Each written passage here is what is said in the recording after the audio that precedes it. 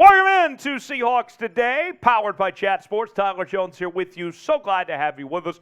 On today's show, we have the latest Seattle Seahawks news and rumors, those involving Mel Kiper Jr.'s latest mock draft, his first of the year. Where did he have the Seahawks going with their two selections? Also, we will get to a pretty big trade rumor with the Seahawks and DeForest Buckner.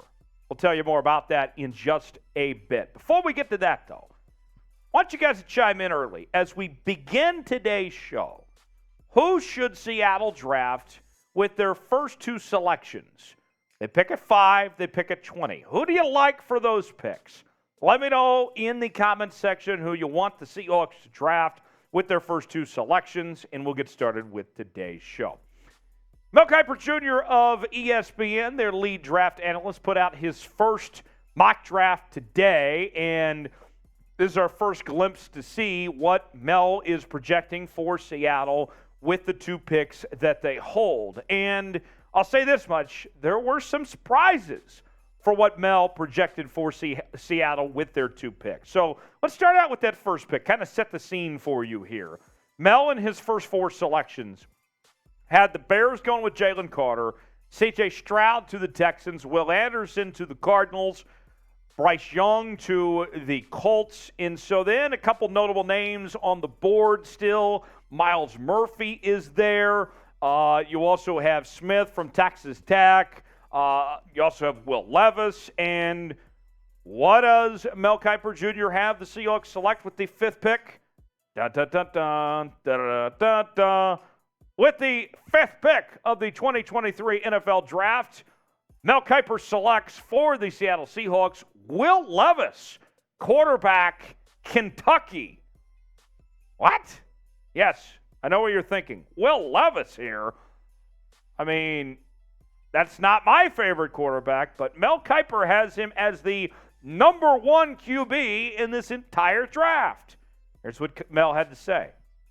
Levis is going to be polarizing for the next few months. Turn on his tape, and you're going to see some poor interceptions and questionable decisions. But you're also going to see rockets that should have been caught in tight window throws that no other passer in this class can make. There will be a general manager in the top 10 who sees Levis's positives over the negatives. So I guess he's talking about John Schneider here. He also is ahead of the curve in learning a pro-style offense, because that's what he played in for the Wildcats. For the Seahawks, do they really think Geno Smith is their long-term answer? If so, they're going to have to pay him before he hits free agency in March. If they franchise tag him, though, they could play him in 2023 as the bridge to Levis, who can take over after some seasoning as the backup. So let's get you a little more information on Will Levis out of Kentucky. We mentioned he's the number one player on Mel's big board, and he is also the number 3 overall player for the draft. Levis, a 2-year starter at Kentucky, actually began his career at Penn State, lost that job to Sean Clifford, and ultimately made his way to the Wildcats, where he had a pretty good run playing under Mark Stoops the past 2 seasons. The numbers this year don't quite jump out, just under 2,500 yards passing, 65% completion percentage, 19 touchdowns, and 10 interceptions for Will Levis this year at Kentucky. So a very interesting pick, certainly eye-popping for Seattle to go in this direction. I have my one-word reaction that I'll give you here in just a second to Mel Kiper drafting Levis, but I want to hear from you first. Give me one word to describe what Mel has Seattle doing with this pick. I have some thoughts, but I want to hear from you first. Let me know in the comments section one word to describe Seattle going with Levis with this pick, according to Mel Kiper. Now, my one word is interesting. Although this is not the pick I would make, this is not the pick I would advise, I go in with an open mind of some sorts. I'm not ruling out that Will Levis can be a legit quarterback in the National Football League, but he's got a long ways to go to get there. I think he is a project on his hands here, essentially. To me, it's an interesting pick. It's not one that I say is a horrible pick, but it's not the pick I would advise necessarily going with Will Levis, in my opinion, at this position. But with that, that's not the only first-round pick the Seahawks have. Of course, they also pick later on at the 20th spot. So let's go ahead and skip on down, show you the first 4 picks before the Seattle pick at 20. Mel has the Commanders going with Broderick Jones, the offensive tackle from Georgia. The Steelers get Joey Porter Jr. from Penn State. Christian Gonzalez, a corner from Oregon, goes to the Lions at 18. And then the Bucs get Keon White, a defensive lineman from Georgia Tech. So who does Mel have the Seahawks picking at number 20? Well, we'll tell you that in just one moment. But before we get to that, let's tell you about our newest partner here at Chat Sports, Fume.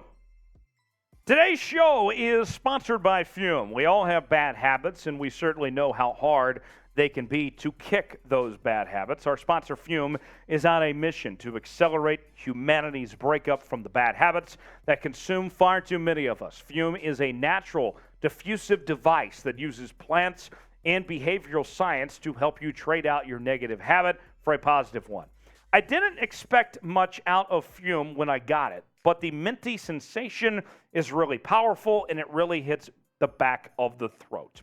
The Journey Pack comes with 3 unique flavors for you to enjoy: maple pepper, crisp mint, and white cranberry. You can see it's right here. Fume is not a vape. It's an non-electronic device designed to transform your negative habits. The easiest way to stop a bad habit is to switch to a positive one, and Fume is designed perfectly to do just that. Head to tryfume.com/chatsports and use the code chatsports to save 10% off when you get the Journey Pack today. That's tryfum.com/chatsports. Use the code chatsports to save an additional 10% off of your order today. Moving on now, let's get to the second pick for the Seahawks here from Mel Kiper. Who does he have the Seahawks going with the 20th selection? Well, that would be Byron Young, the edge rusher out of the University of Tennessee. If you don't know who Byron Young is, that's okay. No judgment here. We understand if you're just learning about who Byron Young is, but let's take a moment to tell you about him and what Mel Kiper likes about the Tennessee edge rusher. Here's what Mel had to say exactly. Let's focus on the defense. The Seahawks struggled against the run this season. We know that Pete Carroll loves edge rushers. L.J. Collier didn't work out in round 1 in 2019, but Darrell Taylor, a round 2 pick in 2020, is coming off of a breakout 9.5 sack season. Bruce Irvin made his way back to the team in 2022 too. Young, another prospect who will be at the Senior Bowl, is intriguing. At 6'3", 245 pounds, he fits the mold of what Carroll wants from a front 7 defender, and he has some pass rush upside. He had 7 sacks and 13.5 tackles for a loss in 2022, showing off advanced moves. The Seahawks knocked their 2022 class out of the park, and a home run in 2023 could set them up for another long run of success. So, some high praise there from Mel Kiper on Byron Young. The background on Young, 2-year starter at Tennessee, was also first-team All-SEC this past season, and Mel has him as the number 3 outside linebacker on his big board. And the thing that jumps out statistically, not necessarily the tackle number at 37, but the sacks. This guy had 7 sacks this season and has the ability to be an elite pass rusher potentially. So this pick is very intriguing to see Mel go this direction with Byron Young here with this pick. And I'll say this. We will grade all of this here in just one moment. I want to give you my grade in a second, but I want to hear from you guys first. What would you grade Mel's mock? I'm very curious what this grade would be for you guys. A, B, C, D, or F. Let me know in the comments section what you would grade Mel Kiper's picks for the Seahawks in this mock draft. For me, I am going with a B-, and let me explain why. The Will Levis one, it's one of those high-risk, high-reward situations. Will Levis might have a lot of potential to be a superstar in the National Football League, but I think there's also a lot of room for him to be a bust as well. You don't really know. Byron Young sounds like a safe pick of sorts. And here's what I mean by that. I think when it comes to Byron Young, I think you're looking at somebody that is very good, that has a lot of athleticism, that can be a very good pass rusher in this league. And I would be shocked if we saw him not develop, if he didn't turn into something. How good he can be, that remains to be seen. But I wouldn't necessarily say the words can't miss, but I would say that the margin for him, just based on what I've seen so far, seems like that he could be a good fit for the Seahawks without having to be much risk of some sorts, that he could be a natural fit and get playing time right away potentially with this Seahawks team. So B-, it could be better, could be a lot worse, and you fill a need on that defense and potentially have your quarterback for the future. Let's shift gears now and tell you about DeForest Buckner, the star pass rusher for the Indianapolis Colts. Well, one former Seahawks quarterback has suggested that the team could be trading for the two-time Pro Bowler this offseason. And who would that be? Well, that would actually be Brock Huard, who does radio, of course, in Seattle as well for 710 Seattle Sports, also a football analyst for Fox Sports. And he threw this idea out there, and it's an intriguing one because Buckner still has 2 years left on his contract. And like what we talked about with Byron Young, this could be an impact player that is an instant upgrade to the defensive line, filling the D-tackle spot. The Seahawks have some major question marks when it comes to the defensive tackle position in 2023. And we've talked a lot about on this program how the Seahawks struggled so much in run defense last year. And you're looking for a guy that can kind of fill that gap, not only as a pass rusher, but a run stopper as well. DeForest Buckner could be your guy to do just that. And I know what you're thinking, too, because we had a couple comments about this. Like, why would the Colts be interested in trading off a good player like DeForest Buckner? Well, last time I checked, the Colts were a dumpster fire, and they are in rebuild mode, and now's their chance to capitalize and try to get something out of DeForest Buckner while they're going to be bad for a while. Here's Brock Huard on DeForest Buckner, the idea of potentially trading him. I mean, that guy is just different. And once again, you want to talk about just length and strength and different. He's 6'7". He would cost you a good $19 million.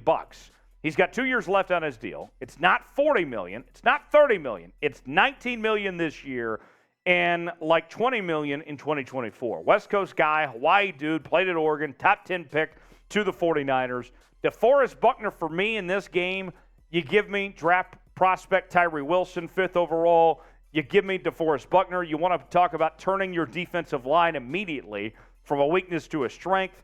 Those would be two pretty unique dudes to do it. So how about that idea? Potentially DeForest Buckner. We'll dive into more of that in just 1 second. Before we do, get rowdy in the comments section for me.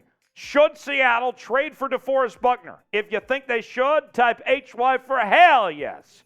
If you don't think so, type HN for hell no. Let me know in the comment section. HY for hell yes, HN for hell no. Do you want the Seahawks to potentially make a move for DeForest Buckner? Let me know. The numbers on DeForest Buckner the last several seasons. He's coming off a year where he had 74 tackles, 11 tackles for loss, 8 sacks, and 3 pass breakups. And you go back to 2020, he had 9.5 sacks that year with 58 tackles, 14 tackles for loss. This past year, he had more tackles than he had in the previous 3 seasons before that. So you're talking about a guy, DeForest Buckner, who's still got a lot of football left at this point in time, potentially. Now, I'll say this. There's a couple things that come to mind here. One of those is this would be an immediate upgrade. With what the Seahawks have been through, with that defensive line, with as much help as they need, you're talking about an instant impact right away that would help out this Seahawks team when it comes to the defensive line. And I know that at this time last year, we were talking about this being a rebuild and who the Seahawks moved on from. Not just Russell Wilson, but Bobby Wagner and company too. Now you come off a playoff year and you have such a strong foundation in place. Now I think is the time to be aggressive. Now you have a unique opportunity to capitalize on what you have of maybe spending money at positions you can now that down the road you're going to have to pay other positions. And so it's a unique opportunity. I think Seattle needs to be aggressive. There's no reason why they shouldn't make the moves necessary to try to be a contender next year as far as I'm concerned. Appreciate you joining us here on the channel today. As always, subscribe daily. Seattle Seahawks news and rumors. You'll be glad you did. YouTube.com/SeahawksTV. Turn on notifications so you never miss a moment. We'll see you next time here on Seahawks Today.